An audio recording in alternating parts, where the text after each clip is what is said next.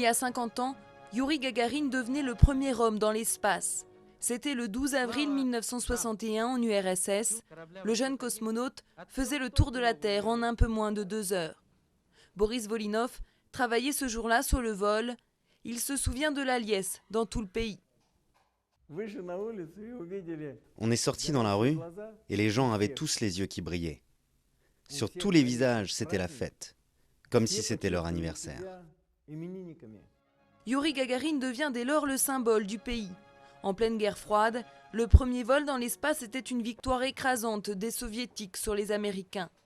Youri Gagarin est alors un instrument de propagande et ça tombe bien, son image colle parfaitement à l'idéologie soviétique.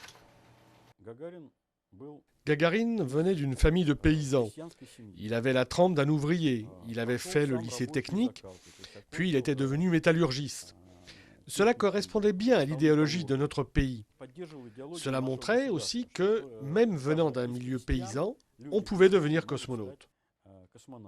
Musée du Cosmos à Moscou. 50 ans après son exploit, Gagarin reste l'un des plus grands héros russes, l'un des rares à n'avoir pas souffert de la chute de l'URSS. C'est un grand homme. Il a rendu célèbre l'URSS et la Russie. Il n'est pas seulement russe, c'est un citoyen du monde. Et le monde entier devrait être fier de lui. Après le tour de la Terre, Gagarin rêvait d'aller sur la Lune, mais son destin en décida autrement.